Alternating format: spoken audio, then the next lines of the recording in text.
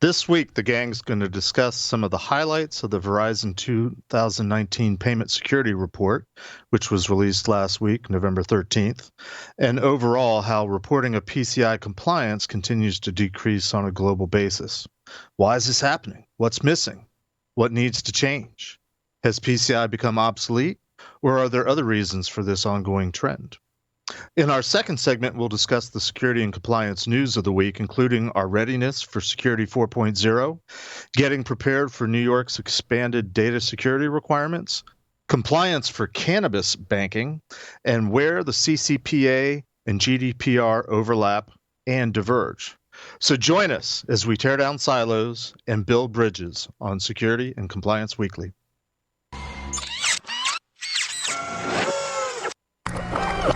This is a Security Weekly production.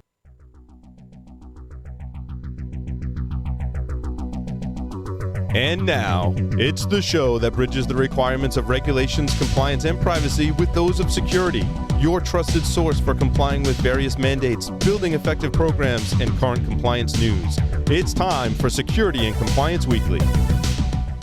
Today's organizations face an evolving set of security threats and continually changing compliance requirements. As your business grows, privacy concerns only multiply and add to a dynamic set of priorities. Today's organizations need to integrate risk, security, and privacy into a cohesive program. Online Business Systems' team of seasoned security practitioners work closely with you to assess your security posture, policies, procedures, and technologies, providing tailored solutions that are specifically aligned to your business's risk profile and ultimately ensure the protection of your brand. To learn more about Online Business Systems, go to securityweekly.com/online. Welcome to episode 7 of Security and Compliance Weekly, recorded on November 19th, 2019. I am your host, Mr. Jeff Mann, coming to you remotely from Maryland. And online, we have my co-hosts Scott Lyons and Josh Marpet. And in studio today, holding down the fort all on his own, is our CEO, Mr. Matt Alderman. Hello, everyone. Hello. Hey, how you doing, Jeff? Josh and Scott look like they're on the same bowling team. That's cool. Yep. They got matching shirts. Cool.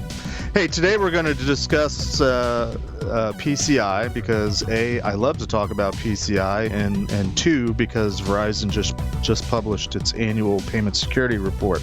Before we jump into that, though, I want to give one quick announcement. Register today for one of our upcoming webcasts on securityweekly.com. First one is Great Horn. Second one is Core Security, or if you're feeling saucy, sign up for both of them. Go to securityweekly.com, click on the webcast drop-down, and then select registration. And if you've missed any of our previously recorded webcasts, you can find them in our on-demand library by selecting On Demand from the webcast drop-down. And just as a reminder, if you attend any of our webcasts, you get 1 CPE credit per webcast. All right, let's talk PCI. Last week, Verizon published its annual Payment Security Report, which I believe they used to call just their PCI Breach Report or something to that. So, clever marketing. They've changed the name. And the biggest finding that's leading the headlines for a lot of the security and compliance news, and this is why I thought we should talk about it, is that for the second consecutive year in a row, overall PCI compliance is decreasing. So that begs the question, why? And that's kind of what I want to talk about for our discussion this week is, why do we think PCI compliance overall is decreasing? What are the causes, factors, and what do we do about it? Anybody have any initial thoughts? Want to jump in? I'm going to argue slightly. And what I argue, I mean to argue not the conclusions, but the means that the data was collected. They state, I think it was 55 organizations are all that they actually used to get this data. 55 organizations out of, Jeff, how many organizations need to be or supposed to be PCI compliant? What's your guess? At last tally, the number was 60. No, I'm just kidding. Depending on the level, it's millions, at least in North America. It's 5, 6, 7, 10 million. They don't really know if you count all the little guys.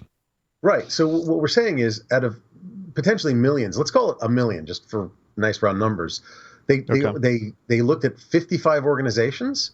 I'm gonna say that I think that they might need to go broader. And now I'm not saying that that's a statistical norm. It surprised me when I discovered that to do a representative sample, you don't need to have a huge amount of organizations or people, depending on what type of study you're doing. But still, I've got to think that 55 is not enough. Does that make sense? No, that makes sense. And I guess as a disclaimer, just in general, unless they've changed things, the Verizon report is based on Verizon customers. So even beyond what you're saying, a relatively small sample set, it's also a possibly skewed sample set just by virtue of the fact that it's that it's companies that are foolish or clever enough to sign up for Verizon, PCI assessment services. Yeah, what I hope you're not implying is that if you're with Verizon, your compliance is going down over the last 2 years. I don't know. Do we ever anticipate Verizon being a customer or a sponsor of this show? Probably not, look, but I mean, still. I don't know that you can draw that conclusion, but one could infer it. Well, let's use that conclusion for just a second. You've got 55 organizations that we're not sure about the numbers, if that's an appropriate representative sample, and they're all Verizon customers. So what we're saying is, out of a small sample of Verizon customers, they're seeing PCI compliance, effective PCI compliance, drop fairly dramatically. I would characterize that drop as fairly dramatic. I think it was 55 to 36% or something like that. Yeah, something along those lines. So does it reflect on Verizon? Does it reflect on PCI? What does that reflect upon? None of the above. Well, I think. Go ahead, Jeff. Go ahead. No, go ahead, Jeff. Go ahead. Well, I still want to frame this because there's a lot of disclaimers that you can put in for sample size, sample set, but I think in general, based on conversations, based on the fact that I work for a QSA company, so we have PCI customers, I know the difficulty of maintaining PCI compliance on an ongoing manner, year in and year out. So, if we can suspend disbelief or accept the statistics for what they are for a minute, let's try to focus on what we think might be, the problems, the causes, what's missing, what should be added, what should be taken away, with the assumption that, we are perhaps working with skewed data that might tell a different story. Okay. Take it at face value, in other words. And let's see if we take it at face value, what do we gain from this data, this discussion? And I think the answer is that there's a bigger play here, right? And that is Verizon is trying to push their 954 program, right? And the 954 program is 9 factors of control effectiveness with 5 constraints of organizational proficiency plus 4 lines of assurance. What they're doing is they're taking a subset of customers that are PCI required, saying, here's what we're seeing in those trends. Oh, and by the way, if you use our 954 program, you're going to be better off than everybody else. I mean, does that make sense? Well, I don't think that the 954 is a branded, trademarked, it might be trademarked, sorry, but I don't think it's a branded Verizon program. In other words, I think anybody could use the 954 program. I was reading it and going, it's really not bad. It's actually got some I like the way they've characterized things so that it explains what you have to do and what you have to have and what you have to be. It reminds me of multi-factor authentication, to be honest with you, in that it's trying to bring about not just what you have to do, the controls and such, or the process and procedure, but you also have to have a sort of organizational, what they call it, competence and capability. And if you don't have these sort of factors in your organization, you're in trouble. And I get that. That makes sense. So I agree with both of you guys. Let me put forth a question and try to make it succinct so that we can respond to it. And I think what we're discussing already relates to it.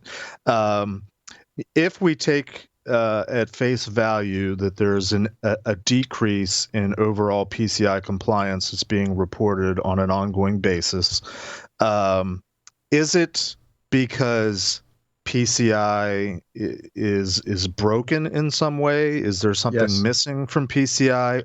Yes. Or is it because it's not being followed or implemented either because it's too daunting, it's too difficult, it's obsolete, it's dated, whatever the reason. What are the root causes of why compliance is going down?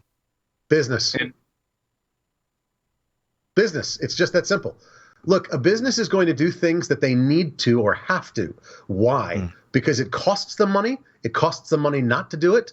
It is effort filled. That's a cost, of course. Or because nobody cares, they won't do it.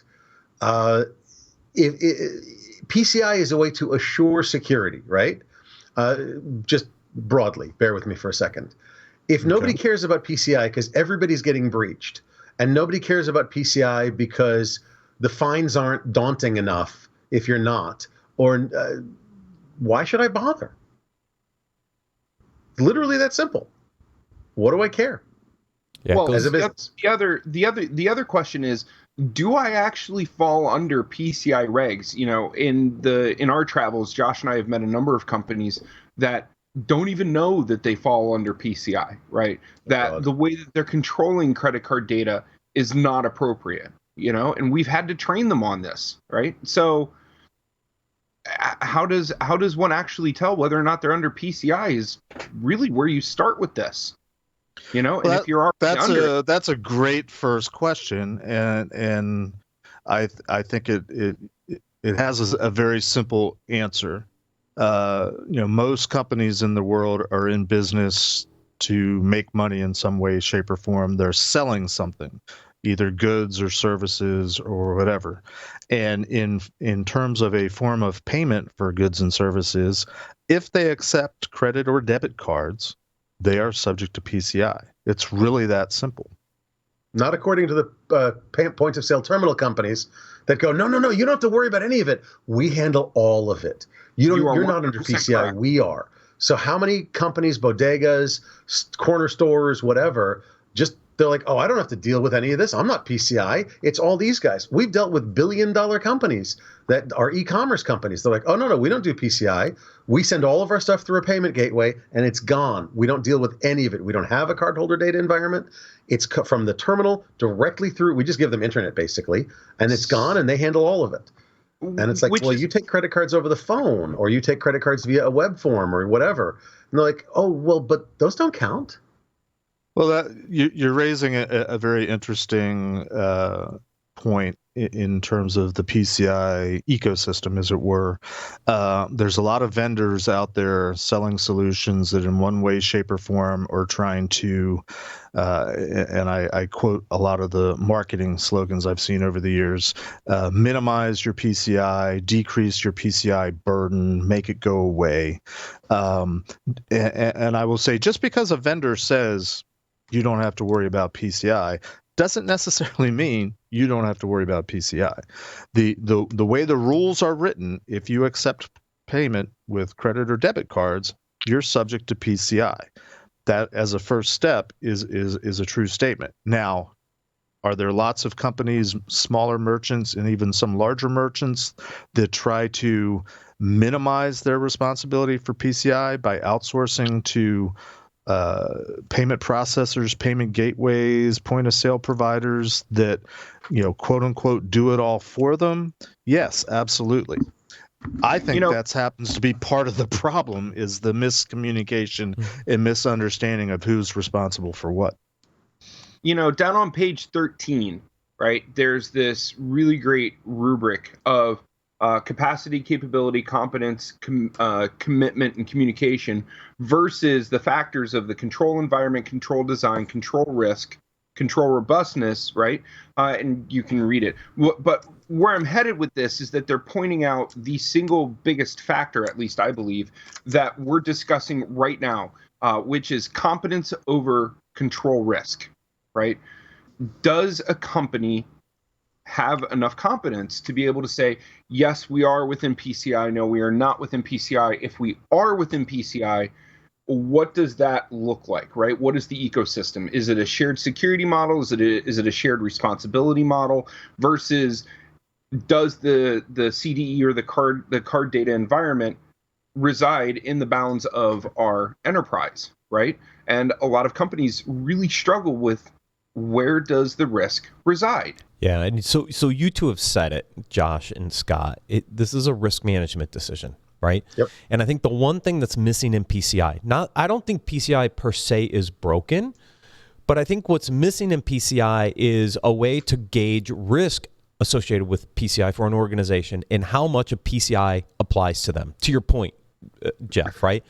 Mm-hmm. If you take credit card data, you're susceptible, but the level varies, right? And I think there is misinformation or misguidance on what am I actually bound to in PCI based on my level and how I process cards and so on and so forth. So to me, part of the challenge here is there's no risk management framework that effectively sits on top of this for organizations to really understand, okay, I'm bound to PCI, but I'm only bound to these few things or the whole thing. We know that if you're a merchant or you're a processor, you're going to get the full DSS pretty much in your lap, right? But if you're a small little mom and pop merchant, what are you required to do? How can you mitigate risk through the different relationships that you have, but understand what that risk looks like? And I think that's what's missing in PCI. Well, and I agree with you, and I think that's acknowledged, at least in terms of understanding that that's a problem. I don't know that anybody's come up with a good way, whether it's the PCI Council or the card brands, have come up with a good answer for how do we address this problem. But I think it's twofold, and I'm sort of restating it with what you're saying and using slightly different terminology that's more PCI speak, if you will. The first is an issue of what's come to be known as segmentation, which largely has to do with scope. And it sort of addresses what Josh and Scott were saying earlier. There's companies that say, we don't do anything with PCI. We throw it all over to a third party, thus reducing the scope and thus reducing what they have to do. The cardholder data environment is essentially outside of their boundary, outside of their control. All they're doing is passing on the payment data using presumably some sort of encrypted channel from a secure and encrypted point of sale system, so that it passes through the merchant all the way over to the back end payment processor, payment provider. On paper, though, there's two entities. There's merchants and there's service providers. We're talking mostly about merchants, large or small. If they're accepting credit cards, payment cards, they're responsible for doing PCI. Here's where the misunderstanding and misapplication of PCI begins.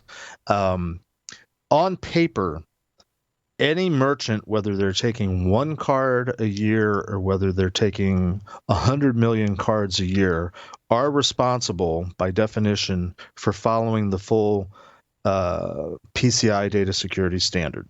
That is what's reflected in what's called a report on compliance. So it's 12 categories, roughly 400 some odd controls.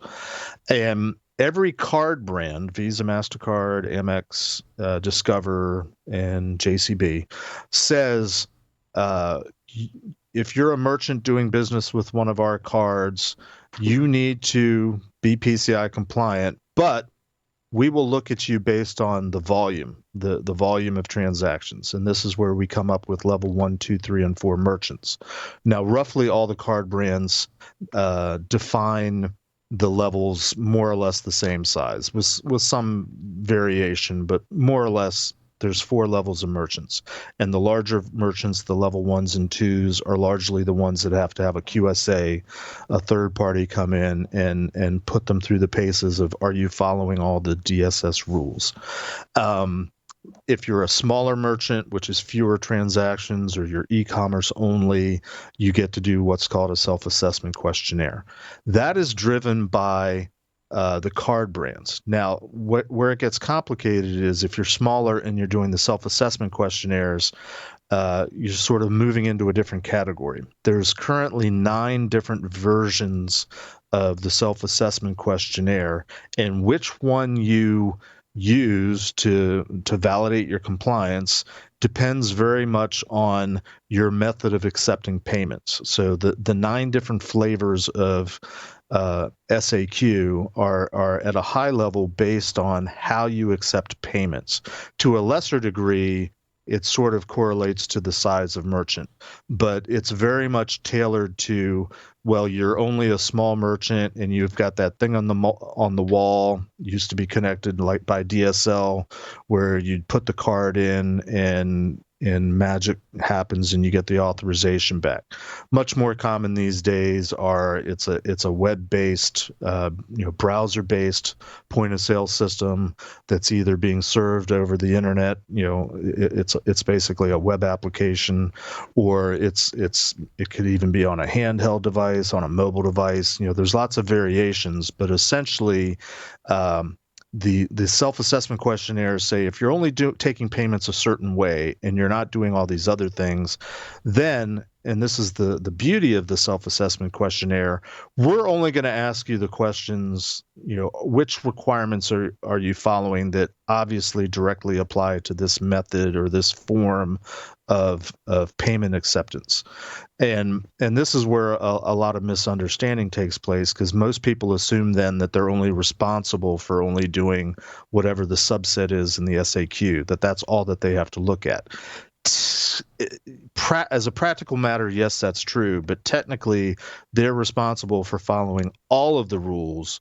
They're just being validated, or they're self-validating on the ones that are most applicable based on a predetermined set of criteria that's based on payment acceptance method. They only need take to a breath. They only need to comply with the subset. Right. Yeah, but there's an inherent problem with the SAQ, right? So Jeff, you're talking about the just benefits. A few. Go ahead. There's an inherent problem with it as well, right? And the inherent problem is the way that the questions are laid out, right? So you may have multiple questions with a yes or no answer, right? And if you answer no for one of the questions, all of the questions are therefore negated.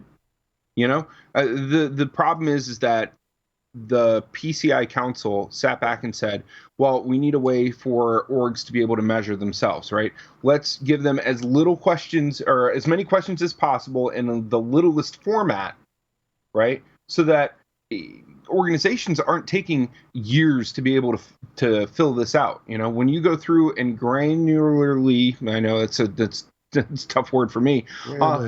When you go through and really break apart the SAQD, you're inflating it from anywhere from 800 to 1,200 questions to know exactly pinpoint where you stand within the DSS, right? A lot of companies don't have the time, money, or resources to be able to do that, right?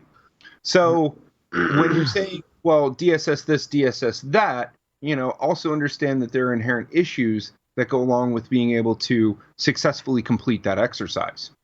So I want to shift. Well, and that's proven. Hold on, Matt. Let's continue. I mean, that's proven by this report, is it not? That it's costly, it's expensive, it's challenging, it's complex.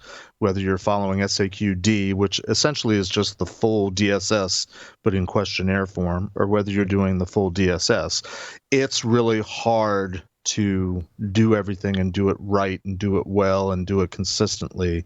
Go ahead, Matt. So I want to shift a second to what's the purpose of PCI DSS? Protect credit card data, right? So the question is, well, ultimately that's what it's supposed to be for, right? So that's not why it came about, but go ahead. Maybe not, but let's look at the results. What's being used for now. Right. Is credit card fraud going down or going up? Is the concepts of PCI working in some form or fashion to protect against credit card fraud? Now, as a consumer, I don't care. I don't, because I never see it, right? The banks bear the burden, right? And so the banks and the credit brands might care about it a lot more than the consumer does. But I was going out, I was trying to pull some reports. It looks like credit card fraud is going down, which means aspects of protecting credit card data is actually working and I think reducing some level of credit card fraud. So that's good as an industry. And so if that's happening, you can't get it to zero, my guess, right? It's in this report, it went from 8.1 billion in 2017 down to 6.4 billion in 2018. So what we're seeing is credit card fraud's going down, attackers are shifting away from credit card to other account type of takeover and abuse, which we've seen in lots of different breach reports, which is great.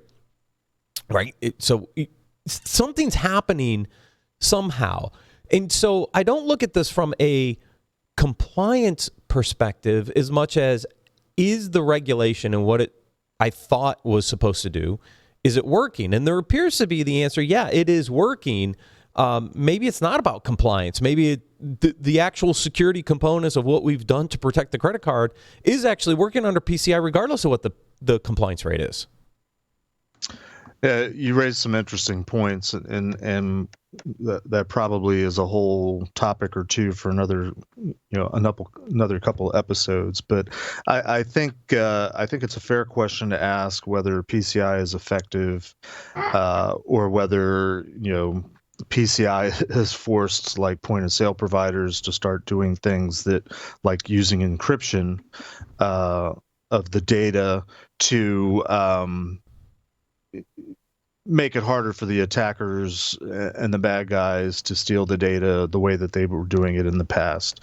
Very quickly, PCI came about initially, yes, to protect credit card data, but was also designed to provide, and this is at its inception, safe harbor for companies, for merchants that were doing the basics of security, so that when they did get breached, they wouldn't get fined. If they could demonstrate that they were sort of doing, best practice, security hygiene 101, whatever you want to call it, the original intent of PCI was to give them safe harbor from getting fined. The flip side of that was it was a way for the card brands to sort of share the love of replacement costs with their acquiring banks and with the merchants that were constantly losing the card data in the first place.